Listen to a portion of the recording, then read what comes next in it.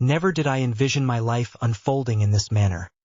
A woman in her mid-40s, solitary within the confines of a beautiful house, grappling with a profound sense of invisibility. My husband was perpetually absent, his business trips extending from days into weeks. Upon his return, his presence seemed to carry the weight of formality rather than the warmth of a reunion. Our conversations hardly ventured beyond the realm of trivial exchanges. It had been years since we had shared any semblance of intimacy. I maintained the facade, prepared meals, tidied up, and greeted neighbors with a smile. Yet within, I was slowly diminishing. In the tender embrace of early spring, my husband revealed that he would be departing once more, this time for nearly a month. I nodded, feigning comprehension as I often do. I remained silent as I always have. I believed I had come to terms with this existence, or so I thought. Merely a week after his departure, my stepson Aiden made his way back from college for the much-anticipated spring break. At the age of 22, he stood tall, exuding politeness, and had consistently maintained a respectful distance. Since his middle school days, I had nurtured him, resulting in a relationship characterized by a quiet, formal connection. Yet now he stood as a man, and there was a shift in the way his gaze met mine. At first, it wasn't inappropriate. It simply held a different quality. His gaze seemed to hold a moment longer, and the compliments that once flowed easily now carried a weight of intimacy. "You look beautiful today," he said one morning in the kitchen, his voice imbued with warmth. I chuckled lightly, yet my heart raced with a flutter of emotion. Our paths began to intertwine more frequently, largely by happenstance. He would assist with the groceries, propose to prepare dinner alongside me, and keep me company during our late-night television sessions.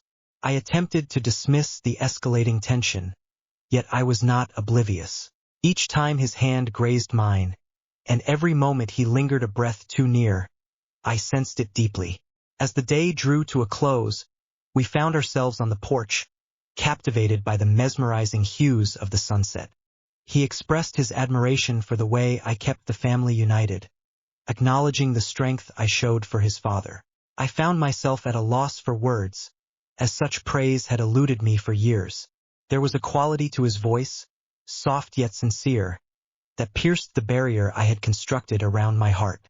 As I gazed upon him, he transformed in my eyes from merely my stepson to a man who truly perceived me, a man who recognized my existence. That night, slumber eluded me. I found myself revisiting our dialogues, the intensity of his gaze, the fact that I remained rooted in place. I reassured myself that it was innocuous, yet beneath the surface, I was aware of the truth I was evading. I realized this was deeper than mere loneliness. I had traversed an emotional boundary that I could no longer ignore. Upon encountering him once more the following morning, the sight of his smile stirred a sense of unease within me. A yearning for attention was starting to take hold of me, an insatiable desire to feel wanted, even if it was misguided. After an extended period of numbness, a sense of clarity washed over me, yet it was accompanied by an unsettling fear. I had yet to take action, but the awareness of my proximity to a precipice loomed large. If an intervention didn't occur soon, I feared I might be unable to retreat from the impending storm. It transpired on a Thursday evening. The house lay in silence, the air thick with an unusual weight. As I completed my dinner, the rain began to pour fiercely, and in an instant, the lights went out. In the absence of lights, devoid of distractions, and with only the flickering glow of candles providing warmth, the ambience transformed. Aiden stepped into the living room. I find myself cradling 2 glasses of wine. "I thought you might find this useful," he said, a gentle smile gracing his lips. With a moment's pause, I reached for the glass. We lingered in quietude, the sole accompaniment being the gentle patter of rain upon the windows. The wine eased my defenses, and our dialogue meandered from recollections to feelings. He shared his feelings of being adrift lately, expressed his gratitude for being home, and conveyed how my presence brought him a sense of security. The truth wrapped around me like a warm embrace. Then he uttered a remark that left me utterly frozen. "It seems you may not fully grasp the remarkable essence of who you are," Do you? I gazed at him, a swirl of confusion in my mind, yet he held my gaze steadfastly. You are worthy of a person who truly recognizes your essence, he went on, someone who brings forth a sense of vitality within you. My heart raced with intensity. I felt the urge to dismiss it, to assert that this was inappropriate, yet I held my tongue. I allowed his words to permeate my thoughts. I craved affection, sought validation, and in that instant, the identity of the giver was inconsequential. I confided in him that there were moments when I sensed myself slipping away within these walls, as if no one truly noticed my presence any longer. He extended his hand toward mine, cradling it softly, and I found myself not wanting to withdraw.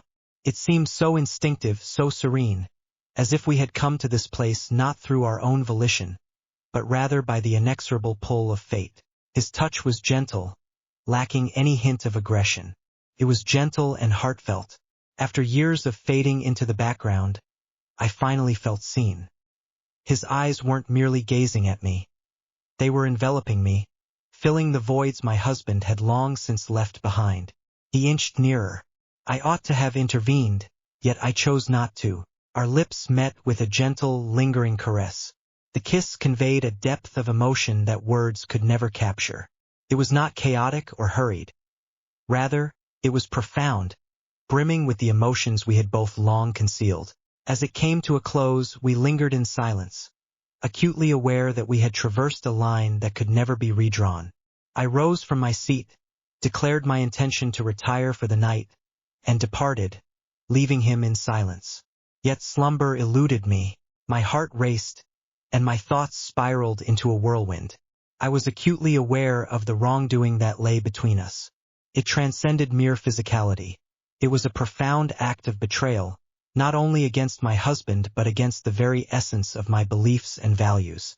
And yet, a fragment of my being remained untouched by regret. A fragment of my being stirred, recognized, and caressed in a manner I had long since overlooked as attainable. Words eluded me, and the desire to articulate it faded away. Yet, I understood that everything had irrevocably changed. A change had occurred within me, an alteration that I could never reverse. The following morning, I steered clear of making eye contact. I navigated the kitchen as if all was well, yet an unsettling dissonance lingered in the air.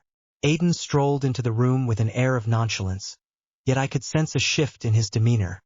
Calm and self-assured, as if he had crossed an invisible threshold and felt no remorse for it. He extended his assistance with breakfast preparations. I inclined my head, my gaze fixed elsewhere. The unspoken tension that lingered between us was palpable, an undeniable force in the air. We refrained from discussing the kiss. Neither of us dared to mention it, yet it lingered in the atmosphere, a secret too resounding to overlook. I repeatedly reassured myself that it was merely a fleeting instance, a fragile misstep in discernment. Yet, as his hand grazed mine once more, I remained still. As he leaned in just behind me to grab a plate, a rush of conflicting emotions surged through me. Shame intertwined with a thrill of excitement.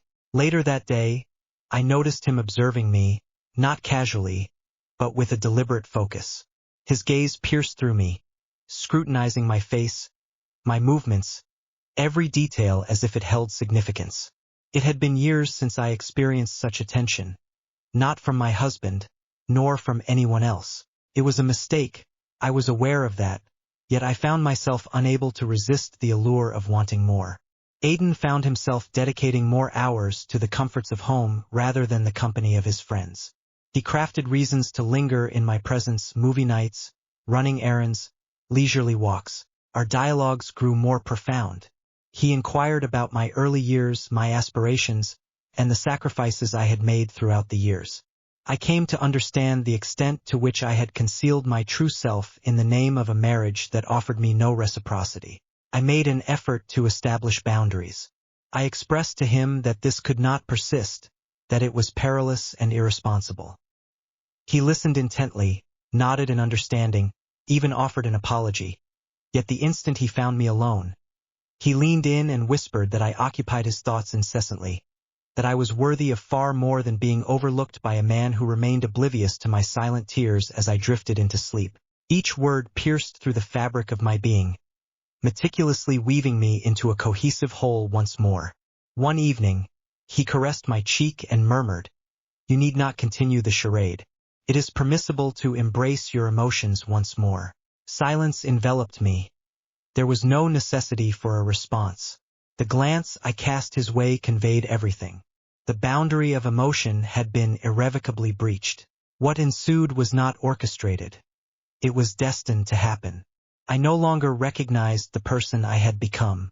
I found myself a woman caught in the throes of guilt and longing, wrestling with loyalty while yearning for the deep-seated need to be desired.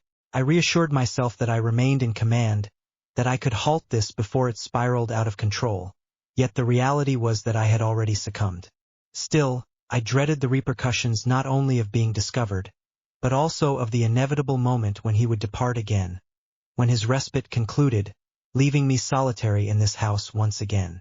Would he embrace this iteration of me, or would I find myself shattered once more, this time by an irreversible error?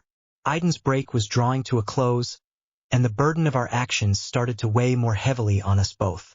In his silent intervals I could perceive it, the way his gaze lingered on me, though his words remained unspoken. Our silence now carried a weight that felt less intimate and more laden with guilt. As he began to pack, each neatly folded shirt seemed to echo the sound of my delicate world crumbling around me. We had indeed crossed a line, but what lies ahead? We never discussed what lay ahead. He made no promises, and I refrained from inquiring. Y souvd no illusions. I had existed for far too long, cocooned in a deceptive sense of safety alongside a husband who scarcely acknowledged my presence. Yet this was unlike anything else. It was unrefined, fervent, and misguided, yet undeniably authentic. And now it must come to a close. On the eve of his departure, he approached me, a flicker of uncertainty crossing his features for the first time since this all began. He didn't extend his hand toward me. Instead, he gazed at me as if words were poised on the tip of his tongue, yet remained unspoken. "I have no regrets," he murmured, "but I also don't wish to bring ruin to your life." I inclined my head, speech escaping me. My throat constricted. Uncertainty lingered within me, caught between the pangs of heartbreak and the sweet release of relief. As he departed the following morning, I lingered at the door, feeling like an outsider.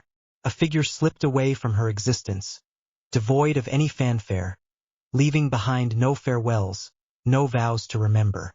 A fleeting instant, abruptly interrupted.